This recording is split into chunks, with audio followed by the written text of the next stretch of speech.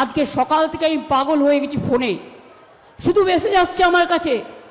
শ্রীজাতকে নাকি ফোন করেছে কেউ যে আপনার বাড়িতে পুলিশ যাচ্ছে, আপনাকে গ্রেপ্তার করতে হবে। আমি সঙ্গে সঙ্গে তাকে ফোন করলাম। আবার কি? বাইক বন্ধ, রেল ব্লকেড, গভর্নমেন্ট মানে পুলিশ করছে, প্রশাসন, ইলেকশন কমিশন সবাইকে চমকাচ্ছে, ধমকাচ্ছে। তো ভোটের আগের দিন তো অনেকে বাড়ি ফিরতে চায়, তাদের আপনারা বাড়িও ফিরতে দেবেন না? বাইরে থেকে লোক নিয়ে আসছে উড়িষ্যার বর্ডার দিয়ে, বাসে করে করে লোক আসছে, উড়িষ্যার বর্ডার খোলা। প্রশাসন কোনো কথা বলছেন না তো? আমার আন্ডারে প্রশাসন নেই, আমি বলবো চোখ কান খোলা রাখুন। কোনো ঘটনা ঘটলে বাংলার প্রশাসন জেনে রাখুন, দায় কিন্তু আপনাকে নিতে হবে। আপনি সেন্টার ফোর্সকে এগিয়ে দিয়ে আপনি কিন্তু মনে রাখবেন মানুষের ক্ষমা পাবেন না। অনেক হয়েছে আন্না।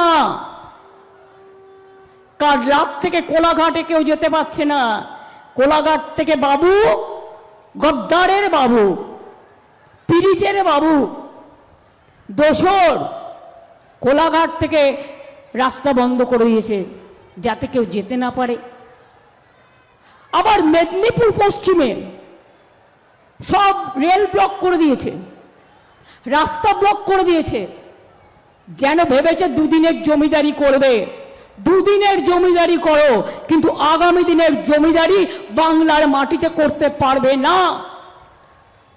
কারো ভোট যেন আটকাতে না পারে মা বোনেরা, দল বেঁধে যেতে হবে। আগের বার বলেছিলাম লক্ষ্মীর ভাণ্ডার করব, 500 টাকা দিয়ে শুরু করেছিলাম। এখন আপনারা 1500 টাকা পান কি পান না? 1700 টাকা পান কি পান না? তো তোমাদের করার থাকলে তোমরা বাজেটে করতে পারতে।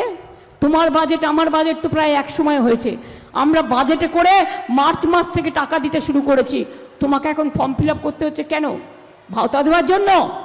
প্রতিবাদ তোমরা তাই করো। মিথ্যে কথা বলা, অপপ্রচার করা, ভাগাভাগি করা, এটা তোমাদের নোংরা খেলা। আর আমরা খেলি দুরন্ত খেলা।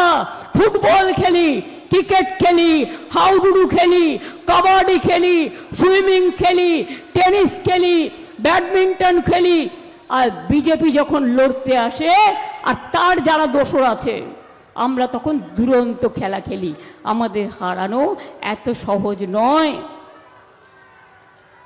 আগেরবার বলেছিলাম স্বাস্থ্যসাথী করব, করেছিলাম। আগেরবার বলেছিলাম দুয়ারে সরকার করব, করেছিলাম।